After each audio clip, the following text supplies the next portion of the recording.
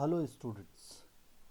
तो आज के वीडियो में हम लोग रिफ्रैक्शन ऑफ लाइट के बारे में बात करेंगे और refraction through a glass slab को स्पेसिफिकली हम लोग स्टडी करेंगे। रिफ्रैक्शन के बारे में आपको पहले भी पढ़ाया जा चुका है, जिसमें बताया गया था कि लाइट जब एक मीडियम से दूसरे मीडियम में जाती है तो वो अपने रास्ते से थोड़ा सा हट जाती है, डेविएट कर जाती है, और इसी प्रोसेस को हम रिफ्रैक्शन ऑफ लाइट कहते हैं। इसके दो नियम होते हैं जिनको हम लॉज ऑफ रिफ्रैक्शन कहते हैं। पहला नियम स्नेल्स लॉ कहलाता है और दूसरा नियम है कि incident ray, refracted ray and normal at the point of incidence lie in the same plane. तो अब हमें इन नियमों के आधार पर यह समझने की कोशिश करनी है कि एक ग्लास स्लैब से जब लाइट निकलती है तो कैसे वो इन नियमों का पालन करती है। तो आइए शुरू करते हैं।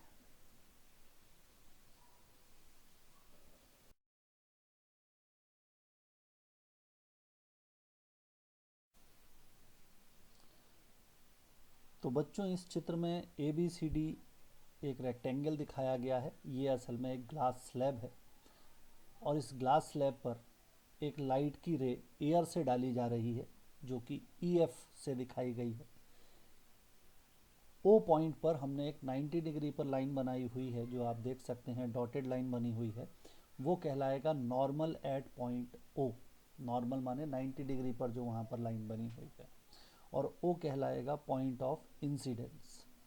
तो पॉइंट ऑफ इंसिडेंस पर जो लाइट की रे आ रही है उसका नाम है EF, और इस रे को हम कहेंगे इंसिडेंट रे। इंसिडेंट रे और normal at the point of incidence जो कि ON है के बीच में जो एंगल है वो है I1। तो एंगल ऑफ इंसिडेंस हमारा हो गया I1। तो फिलहाल अभी तक की स्थिति ये है कि एयर से एक लाइट की रे डाली जा रही है ग्लास स्लैब पर जो कि EF है और वो नॉर्मल से I1 एंगल बना रही है। यदि रिफ्रैक्शन नहीं होता और लाइट जैसा सीधी रेखा में चलती है, अपनी उसी प्रॉपर्टी को फॉलो करती, तो ये ब्रोकन लाइन के अलोंग चलती हुई लाइट L से P तक जाती। तो ये जो ब्रोकन लाइन से आपको आगे रास्ता दिखाया गया है, this is the path of undeviated रे। वास्तव में लाइट इस रास्ते पर नहीं जा रही है, लेकिन यदि लाइट को सीधे चलने का अपना गुण फॉलो करना होता, अपनी उस क्वालिटी को फॉलो करना होता, तो वो इस रास्ते पर चलती। अब आपने ये पहले भी पढ़ा हुआ है कि लाइट जब एक रेयरर मीडियम से डेंसर मीडियम में जाती है तो वो नॉर्मल की तरफ मुड़ जाती है, झुक जाती है।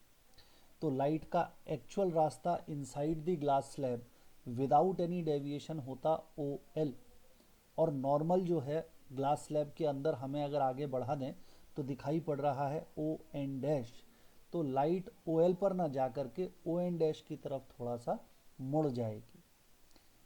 तो अब जो लाइट है वो जिस रास्ते पर चल रही है उसका नाम OO डैश से दिखाया गया है।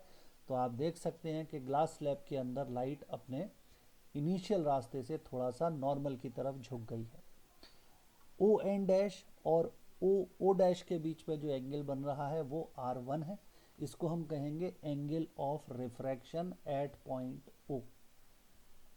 तो O पॉइंट पर लाइट का एंगल ऑफ इंसिडेंस हो गया I1, और वहाँ पर जब रिफ्रैक्शन हुआ तो एंगल ऑफ रिफ्रैक्शन हो गया R1। अब ये लाइट सीधी चलते चलते चलते पहुँचती है O डैश पर, जो कि ग्लास स्लैब की दूसरी बाउंड्री है, और उसके बाद जो अगला मीडियम है वो एयर है। तो लाइट फिर से ग्लास से एयर में जाने की कोशिश कर रही है। अब जब लाइट ग्लास से एयर में जाएगी तो वो डेंसर से रेयरर मीडियम की तरफ जाने की कोशिश कर रही है। इसका अर्थ ये हुआ कि वो नॉर्मल से दूर हटेगी। तो अब लाइट ने अपने इनिशियल रास्ता, जो कि अब उसका इनिशियल रास्ता हो जाएगा OO डैश, OO डैश से थोड़ा सा नॉर्मल से दूर हटने की कोशिश की, और जब वो दूसरे मीडियम में बाहर निकल के आई तो वो GH, ये हमारी इमरजेंट रे कहलाएगी। तो रिफ्रैक्शन की इस प्रोसेस में ग्लास स्लैब में दो बार रिफ्रैक्शन हो रहा है, एक बार O पॉइंट पर और एक बार O डैश पॉइंट पर। O पर जबकि लाइट एयर से ग्लास में जा रही है, यानी कि रेयरर से डेंसर में जा रही है। O डैश पर जबकि लाइट ग्लास से एयर में जा रही है, यानी डेंसर से रेयरर में जा रही है। पहले O पर जब रिफ्रैक्शन हुआ तो वो टुवर्ड्स द नॉर्मल आएगी, जब O डैश पर रिफ्रैक्शन होगा तो वो अवे फ्रॉम द नॉर्मल जाएगी।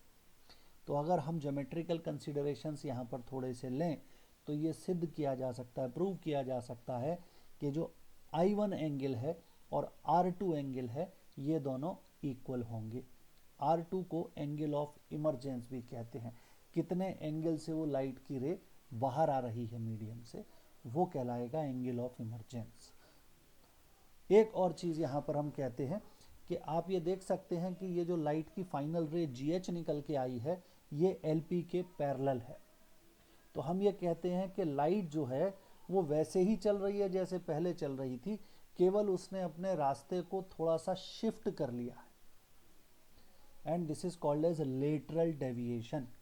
तो हम ऐसा कह सकते हैं कि लाइट जब एक ग्लास स्लैब से रिफ्रैक्ट होती है तो उसका लेटरल डेविएशन हो जाता है।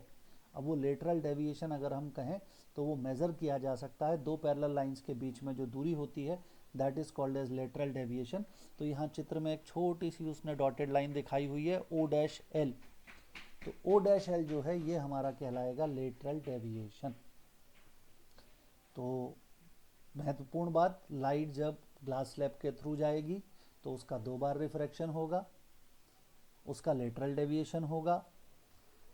एक बार लाइट टुवर्ड्स द नॉर्मल आएगी जब वो एयर से ग्लास में जाएगी, दूसरी बार जब ग्लास से एयर में जाएगी तो वो नॉर्मल से दूर हटेगी, और इस पूरी प्रोसेस के अंदर एंगल ऑफ इंसिडेंस और एंगल ऑफ रिफ्रैक्शन की वैल्यू इक्वल आएगी।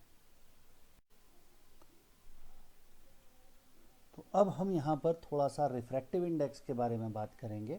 तो यदि हमें रिफ्रैक्टिव इंडेक्स निकालना हो तो रिफ्रैक्टिव इंडेक्स किसी भी मीडियम का 2 तरीके से निकाला जा सकता है। एक तरीका तो होगा कि हम एंगल ऑफ इंसिडेंस और एंगल ऑफ रिफ्रैक्शन को मेज़र कर लें, जैसा कि अभी पिछले डायग्राम में आपने देखा था, I1 एंगल ऑफ इंसिडेंस था और R1 एंगल ऑफ रिफ्रैक्शन था।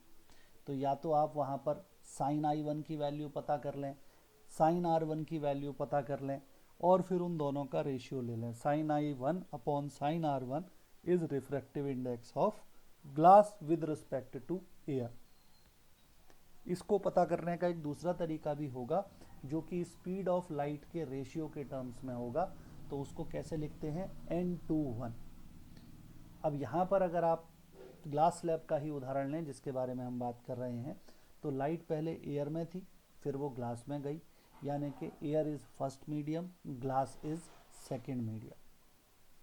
तो n/1 का मतलब क्या होगा, n/1 लिखने का तरीका है, n/1 का मतलब है refractive index of second medium यानी glass with respect to the first medium यानी कि एयर। तो n/1 is equal to speed of light in medium 1 divided by speed of light in medium 2।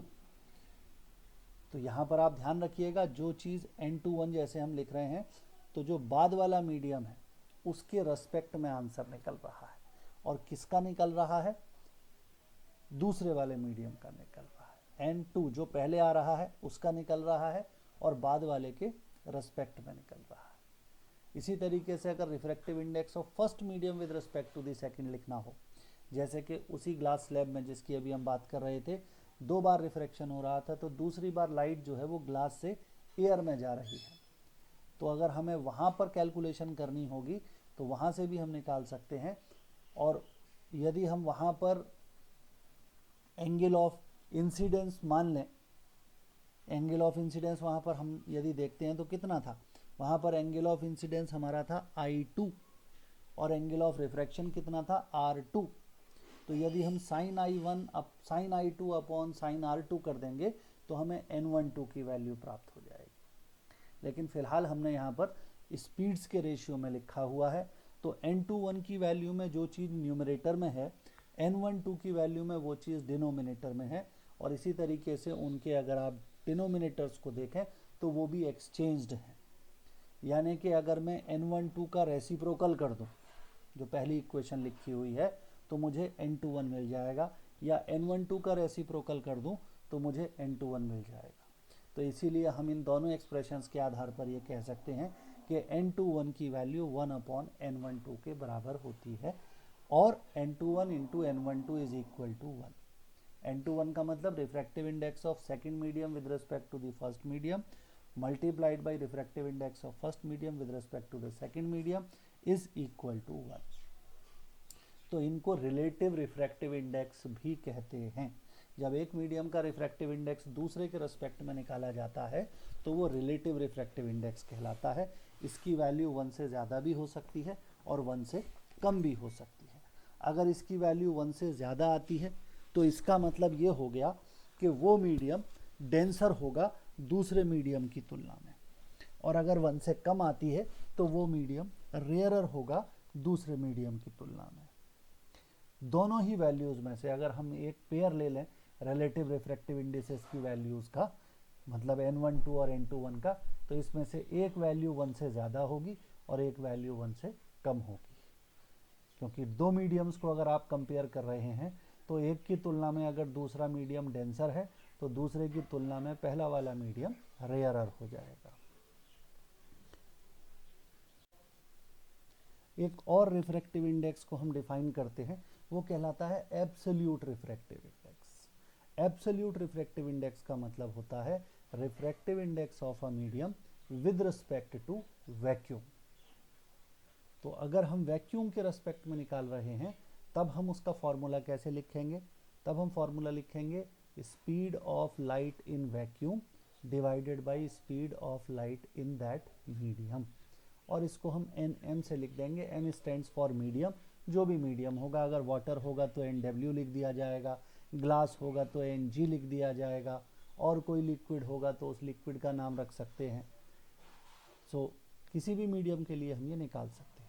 ध्यान ये देना पड़ेगा कि एब्सोल्यूट रिफ्रैक्टिव इंडेक्स हमेशा ग्रेटर देन 1 ही होता है, और ऐसा इसलिए होता है क्योंकि लाइट की स्पीड वैक्यूम में सबसे ज़्यादा होती है। तो अगर मैं इस एक्सप्रेशन का राइट हैंड साइड देखूं तो न्यूमरेटर में जो हम वैल्यू लिखेंगे वो डिनोमिनेटर में लिखी वैल्यू से हमेशा बड़ी ही होगी, और इसीलिए हमारा right hand side greater than 1 आएगा, एंड दैट मीन्स कि absolute refractive index of a medium is always more than 1। तो ज़्यादातर केसेस में जब आपको रिफ्रैक्टिव इंडेक्स बताया जाता है तो हम एब्सोल्यूट रिफ्रैक्टिव इंडेक्स बता देते हैं। रिलेटिव रिफ्रैक्टिव इंडेक्स आप निकाल सकते हैं उन वैल्यूज़ की मदद से या पुराने दिए गए फॉर्मूलेज की मदद से। अब यहाँ हम एक छोटा सा क्वेश्चन करते हैं। Speed of light in water is 2.25 into 10 to the power 8 metre per second, and in glass it is 2 into 10 to the power 8 meter per second. Find the refractive index of water with respect to glass, glass with respect to water, water and glass। चार यहाँ पर आपको हमने इसके अंदर parts दिए हैं। तो पहले तो क्वेश्चन को अगर हम ध्यान से देखें तो हमें दिखाई पड़ रहा है कि पानी के अंदर लाइट ज़्यादा तेज़ चल रही है कंपेयर टू ग्लास। इसका सीधा सीधा मतलब ये हो गया कि ग्लास ज़्यादा डेंस होगा।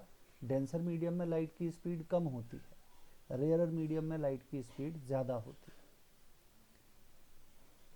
तो अब यदि हमें कैलकुलेशन करनी है यहाँ पर, तो पहले पार्ट में हमें रिलेटिव रिफ्रैक्टिव इंडेक्स निकालना है, दूसरे पार्ट में भी रिलेटिव रिफ्रैक्टिव इंडेक्स निकालना है, तीसरे पार्ट में हमें एब्सोल्यूट रिफ्रैक्टिव इंडेक्स निकालना है, और चौथे में भी एब्सोल्यूट रिफ्रैक्टिव इंडेक्स निकालना है। तो एब्सोल्यूट वाला जब निकालेंगे तो V1 के बदले C आ जाएगा। ठीक है, तो अब हम यहाँ पर बात करते हैं इसके सल्यूशन की।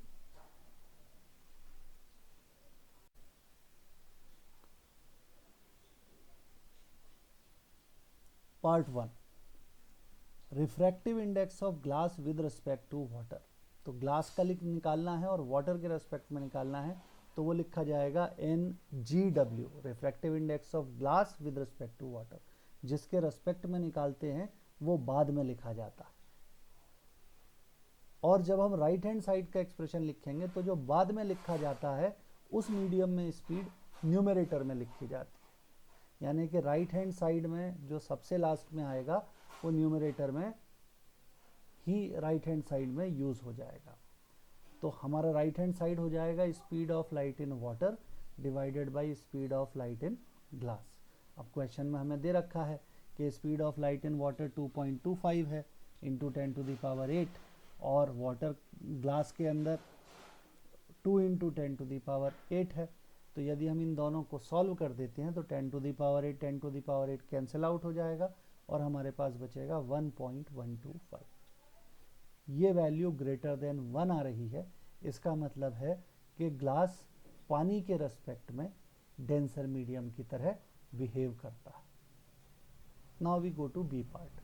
बी पार्ट को हम दो तरीके से सॉल्व कर सकते हैं, या तो हम वहां पर भी कर देते NGW के बजाय NWG कर देते, तो राइट हैंड साइड में आ जाता है speed of light in glass divided by speed of light in water, और तब हम उसे सॉल्व कर लेते, हमें अपना आंसर मिल जाता। दूसरा तरीका, हमने जो ऊपर प्रॉपर्टी निकाली थी जिसमें हमने कहा था कि NGW will be equal to 1/NWG। अगर हम जो लोअर स्क्रिप्ट्स हैं, सब स्क्रिप्ट्स हैं, उनको आपस में एक्सचेंज कर देंगे तो वो रेसिप्रोकल के बराबर हो जाएगी दूसरे की। तो हमने यहाँ पर लिख लिया NGW is equal to 1/NWG। अब NGW निकाल चुके हैं हम, 1.125 आ रहा है, और NWG हमें निकालना है। NWG माने refractive index of water with respect to glass, यही हमारा बी पार्ट है। तो हमारा आंसर आ रहा है 1/1.125, 0.89 हो गया, और NWG की वैल्यू लेस देन 1 आ रही है, यानी कि वाटर जो है वो ग्लास की तुलना में एक रेयरर मीडियम की तरह व्यवहार करता है। इसके बाद हमें बताना है कि रिफ्रैक्टिव इंडेक्स ऑफ वाटर क्या होगा। तो जब हमने यहाँ पर कोई दूसरा मीडियम नहीं दिया है तो आप दूसरा मीडियम मान लेंगे वैक्यूम। तो अब आप यहाँ पर लिख देते हैं NW, और वैक्यूम होता है तो उसे लिखने की ज़रूरत नहीं है। तो NW is equal to speed of light in vacuum upon speed of light in water.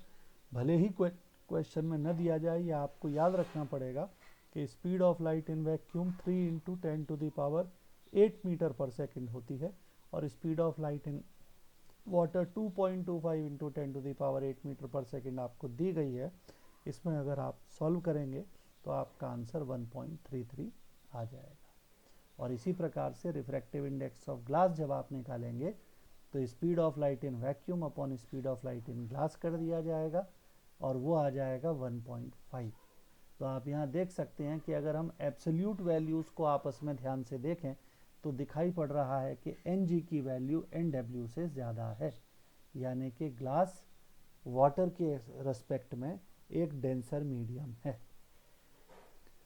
So conclusive remark हमारा ये बनता है यहाँ पर कि अगर हम दो मीडियम के एब्सोल्यूट रिफ्रैक्टिव इंडेक्स जानते हैं तो जिस मीडियम का रिफ्रैक्टिव इंडेक्स ज़्यादा होगा वो डेंसर मीडियम होगा, जिसका कम होगा वो रेयरर मीडियम होगा।